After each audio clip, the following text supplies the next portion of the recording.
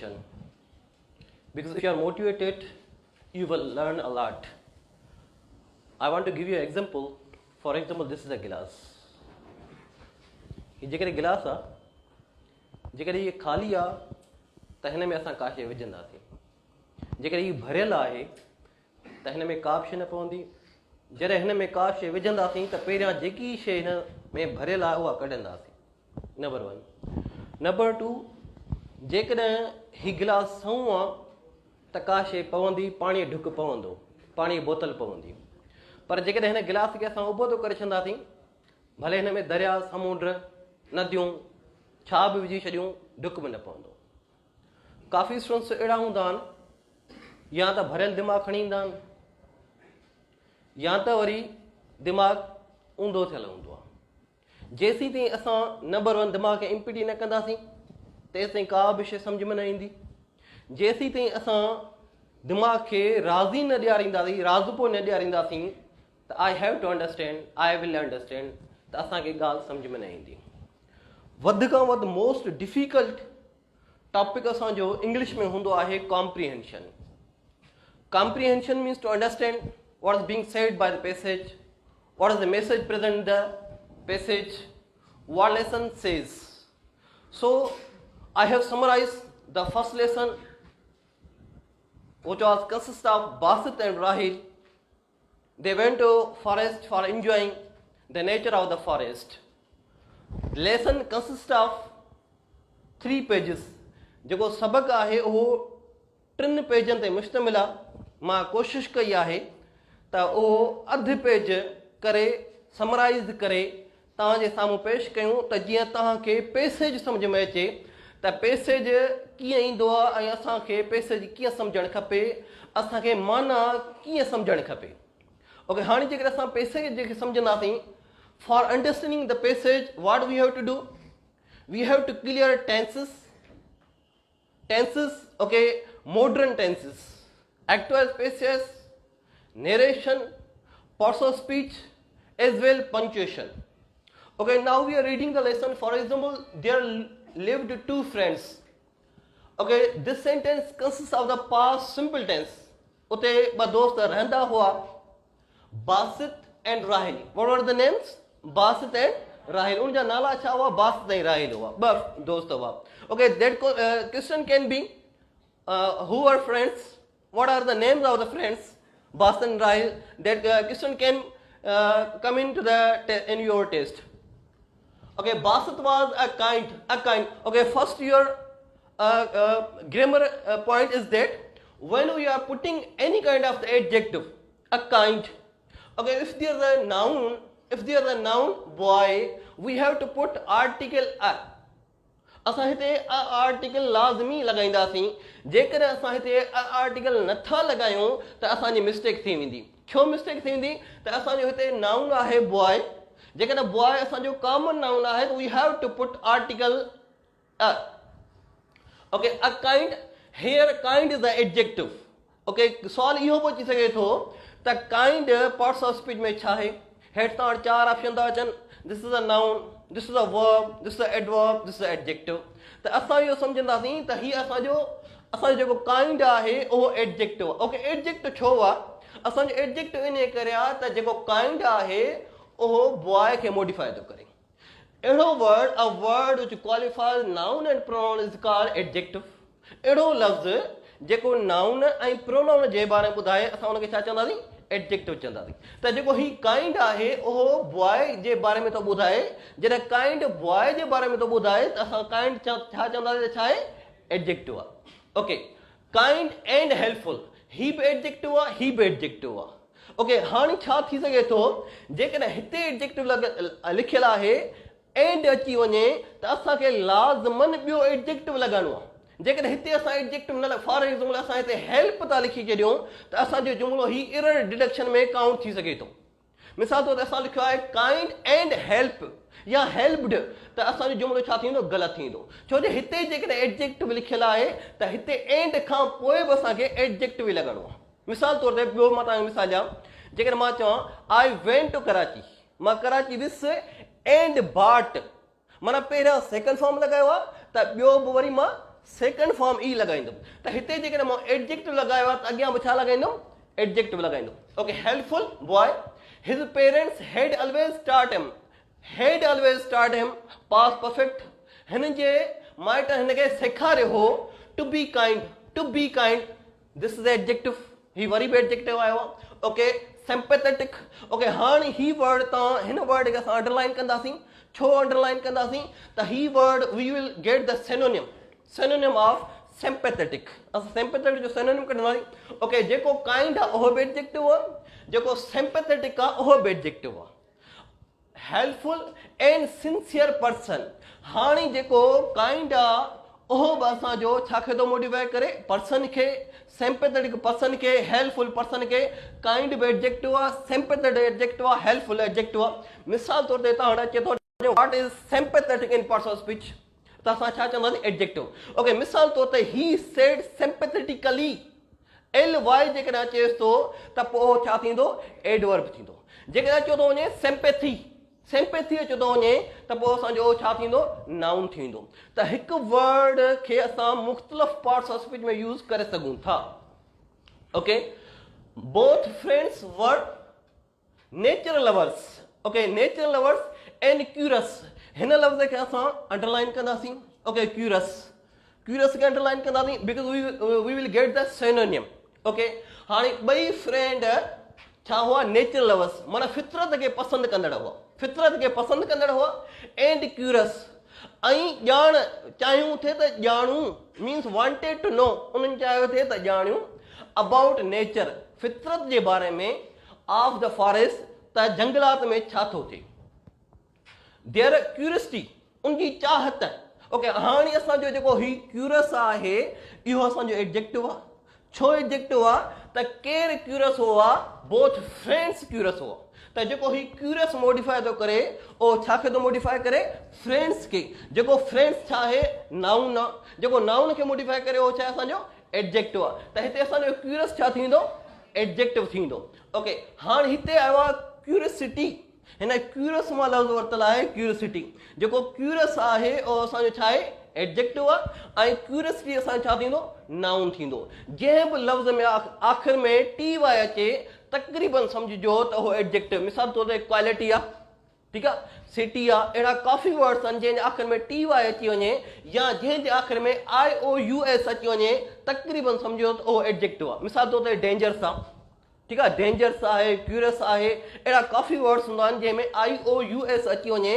त असां उहो छा सम्झंदा उहो छा आहिनि असांजा एडजेक्टिव आहिनि ओके देयर क्यूरियोसिटी उन्हनि जी चाहत वंडर्ड देम ठीकु आहे उन्हनि खे वठी वई वंडर्ड ओके हाणे ॾिसो त वंडर्ड ॿ आहिनि हिकिड़ो आहे WONDERED ॿियो आहे WANDERED हाणे WONDERED माना तजुब में पियो हैरान थियो पर जेकॾहिं WANDERED आहे वंडर्ड माना घुमिया मक़सद खां सवाइ माना हुनजो को बि मक़सदु कोन हो ओके हाणे छा थींदो मिसाल तौर ते हिकिड़ो तव्हांजो लफ़्ज़ आहे वंडर्ड ओके वंडर्ड उते इस्तेमालु थींदो जिते असांजो को बि मक़सदु न हुजे अच्छा असांजे ओके जर्नी आहे हाणे जर्नी असांजो उहो इस्तेमालु थींदो जेको असां सफ़र था कयूं कंहिं बि गाॾीअ में त उते जर्नी इस्तेमालु थींदो आहे ओके असांजो वोवेज आहे वोवेज जी माना सफ़र करणु उहो असांजो जेकॾहिं कंहिं समुंड में असां सफ़र था कयूं त समुंड जे लाइ छा इस्तेमालु थींदो आहे वोवेज इस्तेमालु थींदो आहे विज़िट जेकॾहिं असां कंहिं ख़ासि पर्पज़ लाइ का जॻह घुमण था वञूं त उते छा इस्तेमालु थींदो आहे विज़िट इस्तेमालु थींदो आहे त हिते असांजा मिसाल तौर ते हिकिड़ो तव्हां वंडर्ड अंडरलाइन ॾेई करे उते सिनोनिम था लिखनि तव्हांजा ओके एमलेसली ठीकु आहे या विदाउट पर्पज़ था लिखनि अॻियां विज़िट बि लिखनि था जर्नी बि लिखनि था वोवेज बि लिखनि था हाणे असां छा खे टिक कंदासीं विदाउट पर्पज़ खे टिक कंदासीं छो विदाउट पर्पज़ खे टिक कंदासीं त असांजो जर्नी बि सही कोन थींदो असांजो वोवेज बि सही कोन थींदो ठीकु आहे असांजो विज़िट बि सही कोन थींदो असांजो जेको सही थींदो विदाउट एनी पर्पज़ थींदो या एमलेसली असांजो थींदो माना जेकॾहिं कंहिं मक़सद खां बग़ैर को मक़सदु न हुजे माण्हू ईअं रुलणु वञे घुमणु वञे फिरणु वञे त उते छा थींदो वंडर्ड लफ़्ज़ इस्तेमालु थींदो okay them into forest their efforts were in vain okay हाणे हिते इन वेन खे असां टिक कंदासीं इन वेन जो मतिलबु इहो आहे त उन जूं सभई कोशिशूं छा थी हुयूं नाकाम थी हुयूं उन जो सभई कोशिशूं नाकाम थियो. I tried a lot to get first position in the exam, but my efforts were in vain. मां ॾाढी कोशिशि कई त मां पहिरीं पोज़ीशन खणा, पर मुंहिंजूं सभई कोशिशूं नाकाम थी वियूं. त इन वेन जो मतिलबु छा आहे? ऑल एफर्ट्स वर इन वेन जो मतिलबु छा आहे? ठीकु आहे, विदाउट एनी सक्सेस, माना कामयाबीअ खां सवाइ. ठीकु आहे, okay. To find the way, हुन जूं सभई कोशिशूं नाकाम थी वियूं रस्तो ॻोल्हण लाइ. Because the forest was too dense. Okay, असां डेंस खे टिक कंदासीं छाकाणि त जेको ॿेलो हुयो त एतिरो त घाटो हुयो. टू फाइंड द वे, जो उहे रस्तो ॻोल्हे न थे सघिया. ओके, डेंस खे असां टिक कंदासीं. At that dangerous moment. Okay, हाणे ही ॾिसो, मूं थोरी तव्हांखे चयो त OUS अचे त पर्सोसिपिज में छा थींदो?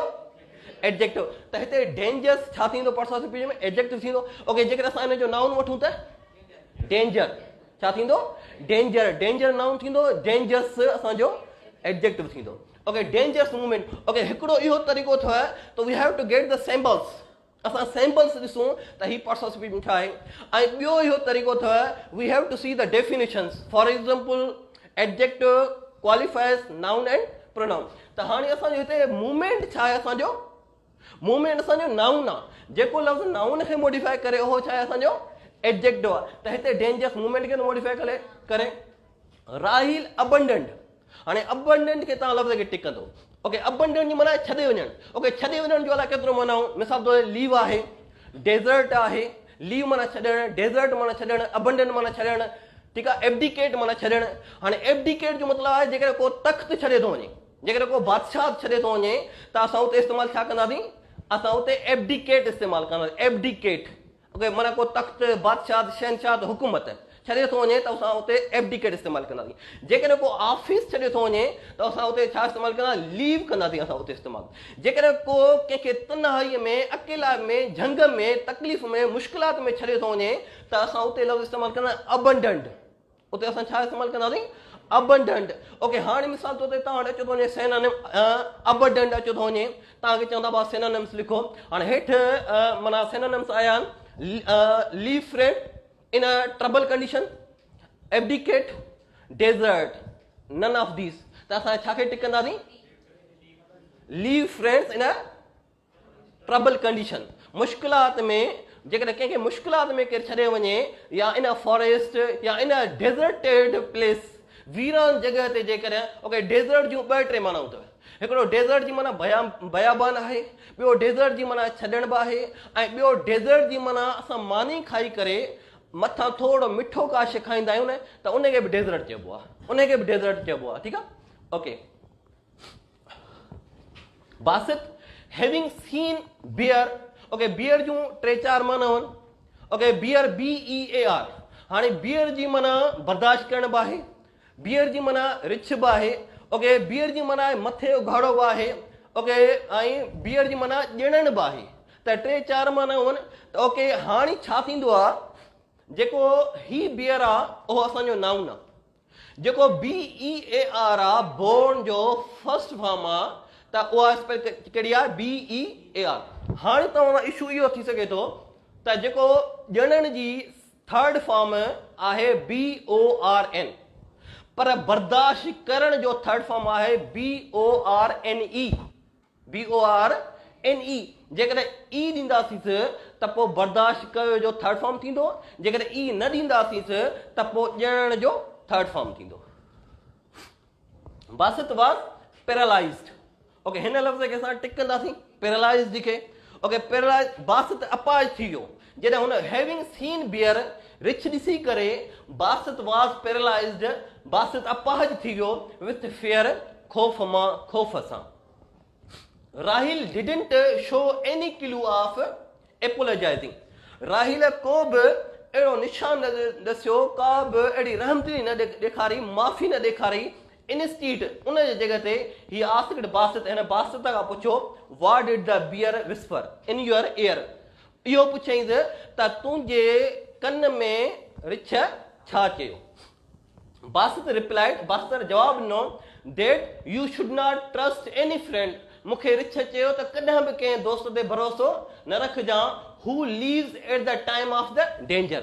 ओके, हाणे who leaves at the time of the danger, okay, इहो जेकर असां सिनोनिम वठूं त कंहिंजो थींदो? who leaves you in at the time of the danger, abundant जो छा जो सिनोनिम थी वेंदो? abundant जो छा जी डेफिनेशन थींदी? abundant जी डेफिनेशन थी वेंदी, ठीकु आहे? Okay, having listened these words, ये लफ़्ज़ ॿुधी करे राहिल embraced, ओके, ॾिसो हिन लफ़्ज़ खे तव्हां टिक कंदो, ओके, embraced हिकिड़ो आहे EMBRA, ठीकु आहे, CED embraced, embraced जो मतिलबु आहे क़बूलण, ॿियो मतिलबु आहे छातीअ सां लॻाइण, भाकुर पाइण, embraced, ठीकु आहे, क़बूलण बि आहे, ओके, मिसाल तौर ते हज़रत बिलाल embraced इस्लाम, इस्लाम क़बूल कयो। हाणे हिते EMBARASSED embraced, इन जो मतिलबु छा आहे? शर्मसार थियो, शर्मसार थियो, ठीकु आहे? Okay, and started to walk to way, ऐं हलण शुरू कयईं। ओके, हाणे छा थियो आहे? मां टिनि पेजनि खे समराइज़ करे तव्हांखे हिकु अधु पेज में ॾिनो आहे। हाणे असां मूं तव्हांखे पढ़ी ॿुधायो, हाणे असां सिनोनिम्स ॻोल्हींदासीं, ठीकु आहे? ओके, हाणे सिंपैथेटिक सिनोनिम आहे, मां पढ़ंदो वेंदुमि, तव्हां मूंखे ॿुधाईंदो त इन जो हिननि मां कहिड़ो हुअणु खपे। Sympathetic, okay, unable to move हुअणु खपे, या विदाउट एनी सक्सेस हुअणु खपे, अशेम्ड हुअणु खपे, सेइंग सॉरी हुअणु खपे, स्पीक वेरी सॉफ्टली हुअणु खपे, kind to someone who is sad हुअणु खपे, थिक हुअणु खपे, दोज़ हू एंजॉय नेचर हुअणु खपे, leave someone because it is dangerous, wanted to न हुअणु खपे, kind to someone, kind to someone. हाणे सिंपैथेटिक जॾहिं इंटी टेस्ट में तव्हांजो या टेस्ट में तव्हांजो अचो थो वञे त असां सिनोनिम्स कहिड़ो लिखंदासीं? काइंड टू एनीवन, ठीकु आहे? ओके, ॿियो सवाल इहो बि तव्हांजो अची सघे थो त हू was a sympathetic, helpful and kind hearted, हू वाज़ sympathetic, helpful and kind hearted, केरु हुयो? बासित हुयो, केरु हुयो? बासित हुयो। ओके, उन खां पोइ ॿियो आहे nature lovers, okay, nature lovers जो छा हुअणु खपे असांजो? ओके, असांजो अनेबल टू मूव हुअणु खपे, वॉक्ड अराउंड एमलेसली हुअणु खपे, without any success, ashamed, saying sorry, those who enjoy nature, those who enjoy nature, ठीक है? अचे भी ॻाल्हि सम्झ में? ओके, इहे तव्हांजे 8 किताब जे अथव एक्सरसाइज में। ओके, वंडर्ड, ओके, वंडर्ड पाण पढ़ियो ऐं हिन वर्डनि खे मार्कर आहे। ओके, ही असां लफ़्ज़ असां ही, ओके, ॾिसो त हिते असां लफ़्ज़ मिसाल तौर ते हिकिड़ो असांजो सिंपैथेटिक थी वियो, ओके, ॿियो असांजो क्यूरियस थी वियो, ॿियो असांजो वंडर्ड थी वियो। त हाणे वंडर्ड जो छा हुअणु खपे? Walked around aimlessly. ओके, ॾिसो त हाणे असांखे ॿ शयूं क्लियर करणु खपनि। हिते जेको आहे असांजो वंडर्ड आहे उहो सेकंड फॉर्म, वंडर्ड, ठीकु आहे? त हाणे हिते बि असां छा कंदासीं? Second form. इंटी टेस्ट में ॿ ऑप्शन थी सघनि था, walk around aimlessly, walked around aimlessly, walk around aimlessly, छो जो थोरो थी सघे त उहो लॉजिक रखनि त वॉक अराउंड एमलेसली या वॉक्ड अराउंड एमलेसली, त जेको हिते सेकंड फॉर्म आहे असां उन जे हिसाब सां कंदासीं, ठीकु आहे?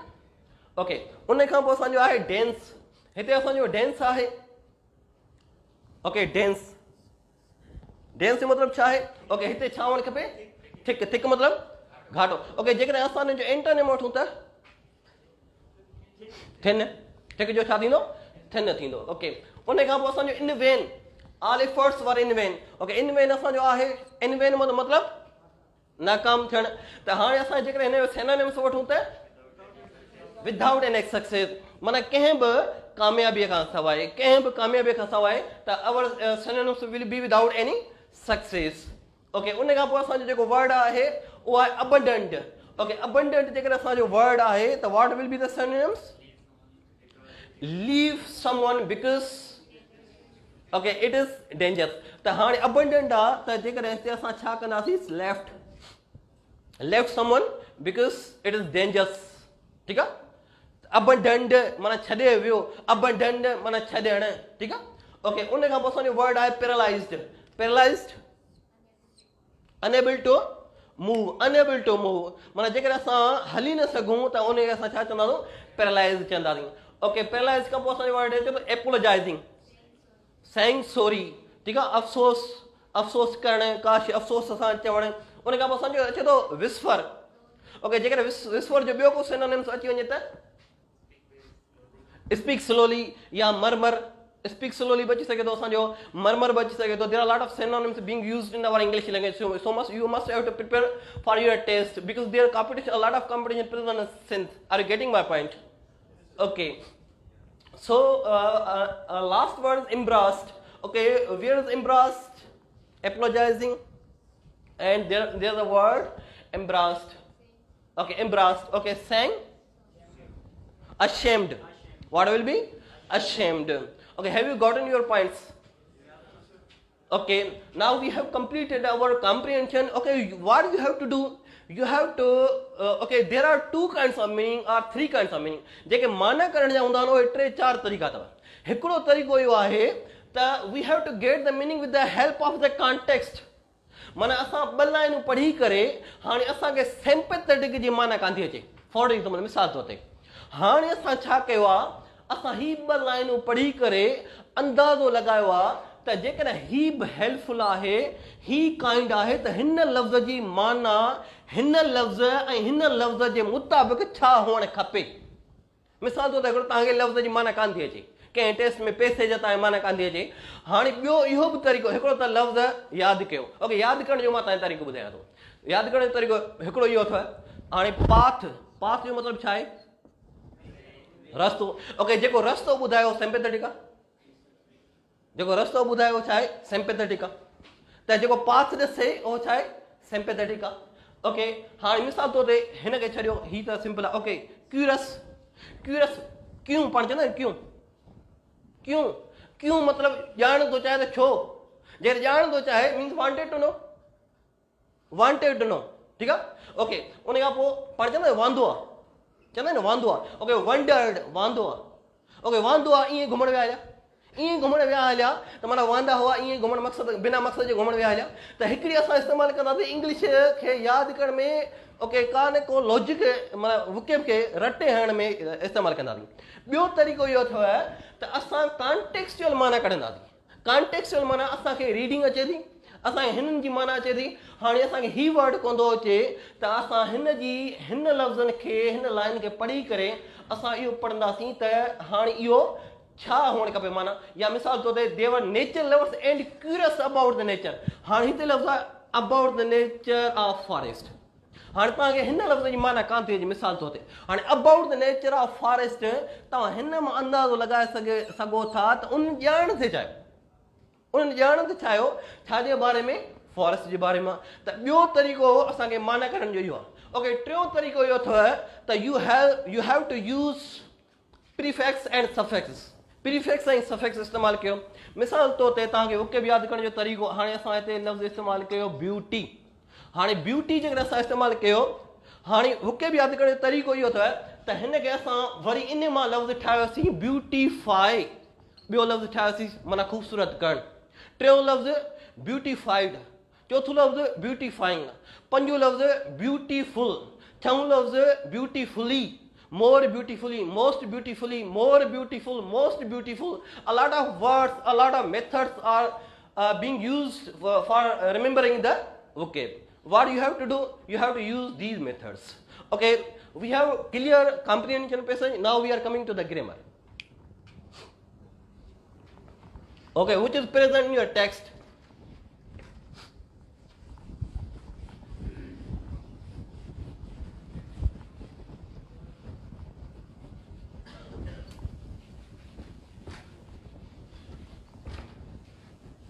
ओके टेक्स्ट में तव्हांजी जेके एक्सरसाइज़ आहिनि उन एक्सरसाइज़ में तव्हांजो आहे पहिरें लेसन में 8वीं क्लास जे पहिरें लेसन में आहे past simple tense okay Hazaria you are preparing for JSC and PSC tests I would not tell you the basic structure only I will give you clues मां फ़क़ति तव्हांखे थोरा क्लियू ॾींदुमि ओके हाणे असां छा कंदासीं पहिरियां हिते त इस्तेमालु थियो आहे यूज़्ड टू इन तव्हांजे टेक्स्ट में ओके यादि रखी छॾियो त जेको असांजो यूज़्ड टू आहे जेकी असांजी पास्ट जी का बि आदत हुजे त असां उते यूज़्ड टू इस्तेमालु कंदा आहियूं पास्ट सिंपल टेंस में जंहिंखे पास्ट हैबिचुअल टेंस बि चवंदा आहियूं असां पास्ट हैबिचुअल टेंस बि चवंदा आहियूं यूज़्ड टू इस्तेमालु थींदो आहे ओके इहा पॉइंट यादि रखी छॾियो त यूज़्ड टू कॾहिं बि इस्तेमालु न थींदो आहे पास हैबिचुअल में इस्तेमाल थींदो आहे यूज़्ड टू या यूज़ टू मिसाल तौर ते जेकर मां चवां त I used to okay smoke I used to smoke मां सिगरेट पीअंदो हुउमि मां ईअं कोन चवंदुमि मां हींअर सिगरेट पीअंदो आहियां त यूज़ टू कोन चवंदुमि कॾहिं बि कोन चवंदुमि आई स्मोक सिगरेट बसि त यादि रखी छॾिजो यूज़ टू पास्ट हैबिचुअल में इस्तेमालु थींदो आहे प्रेज़ेंट हैबिचुअल में कॾहिं बि इस्तेमालु तव्हांजो न थींदो ओके सेकंड पॉइंट असांजी इहा आहे त यूज़ टू जे जॻह ते असांजो वुड बि इस्तेमालु थींदो अथव असांजो वुड बि इस्तेमालु थींदो अथव पास्ट सिंपल टेंस में ओके जॾहिं वुड इस्तेमालु थींदो आहे त असांजो लाज़मन फर्स्ट फॉर्म लॻंदो वर्ब जो असांजो फर्स्ट फॉर्म लाज़मन लॻंदो मिसाल तौर ते हाणे जेकॾहिं मां चवां थो त I okay would went I would went त मुंहिंजो जुमिलो छा थींदो असांजो जुमिलो ग़लति थींदो जॾहिं असांजो वुड लॻो आहे त हिते असां छा लॻाईंदासीं असां गो लॻाईंदासीं means would if you are putting would we must have to put first form finite verb are you getting my point okay टी पॉइंट असांजी इहा आहे first point second point okay third point इहा आहे तव्हांजी त जिथे बि लास्ट लॻे न पक सम्झिजो त पास्ट सिंपल टेंस लॻंदो मिसाल तौर ते जेकर तव्हांजो जुमिलो आहे त I had gone to Karachi last Sunday I had gone to Karachi last Sunday मां गुज़िरियल संडे कराची वियो हुउसि हाणे जेकॾहिं लास्ट लॻो आहे त असांखे कहिड़ो टेंस इस्तेमालु करणो पवंदो पास्ट सिंपल टेंस ओके मां चवंदुमि त I went to Karachi okay last Sunday okay last Sunday अचे लास्ट मंथ अचे लास्ट ईयर अचे लास्ट वीक अचे लास्ट मोमेंट अचे लास्ट आवर अचे लास्ट मिनट अचे जेकी बि लास्ट सां अॻियां शइ अचे थी न त उते असां टेंस कहिड़ो इस्तेमालु कंदासीं पास्ट सिंपल टेंस इस्तेमालु आर गेटिंग ओके उन खां पोइ असांजो जिथे बि यस्टरडे अची वञे त असां उते पास्ट सिंपल टेंस इस्तेमालु कंदासीं मिसाल तौर ते जेकर असांजो जुमिलो अचे थो त I had jotted points which were taught to us yesterday. Yeah, I had written points which were taught to us. मां लिखियूं उहे पॉइंटूं जेके असांखे सेखारियूं वयूं आई yesterday कल्ह त जेकॾहिं yesterday आयो आहे त मां छा चवंदुमि आई रोट मां छा कहिड़ो टेंस इस्तेमालु कंदुमि I wrote points which were taught to us मूं लिखियूं उहे पॉइंटूं जेके असांखे सेखारियूं ओके आख़िर में जिथे अॻो अचे उते पक्का सम्झिजो पास्ट सिंपल टेंस इस्तेमालु थींदो जिथे को बि साल अचे मिसाल तौर ते हाणे मां तव्हांखे इहो पुछां थो जेके अक्सर असां पुछियो ईंदो आहे त पास्ट परफेक्ट टेंस किथे लॻंदो आहे परे वारो वक़्तु हुजे अब जेकॾहिं पास्ट सिंपल टेंस वेझे वारो Pakistan came into being Pakistan वजूद में 1947 1947 में हाणे पाकिस्तान खे आज़ादु करण में अलाए केतिरा साल थिया आहिनि परे वारो आहे न त पास्ट परफेक्ट टेंस लॻायूं न पर न पास्ट सिंपल टेंस छो त जिथे बि साल अची वञे न पक सम्झिजो त उते कहिड़ो टेंस इस्तेमालु कंदासीं past simple tense okay in last I want to give you motivation last हमेशह रोडनि ते कॾहिं कॾहिं तव्हां झाका ॾिठा आहिनि झाका ओके इहे झाका छा लाइ हूंदा आहिनि इन लाइ हूंदा आहिनि त तव्हां पंहिंजी स्पीड स्लो कयो इन लाइ न हूंदा आहिनि त तव्हां वापसी कयो ईअं न आहे जो झाको ॾिसी असां वापसि हलिया वञूं उहा झाको आहे मां अॻिते कोन थो वञा कॾहिं कॾहिं थोरियूं तकलीफ़ूं तव्हांजे लाइ झाको बणिजंदियूं आहिनि थोरियूं ॾुख थोरा दर्द थोरी परेशानी थोरी फेलियोरिटी तव्हांजे लाइ झाके जो मिसाल हूंदो आहे असां पंहिंजो लाइफ जो एंड करे छॾींदा आहियूं नंढो झाको ॾिसी करे U shouldn't stop your efforts one love thanks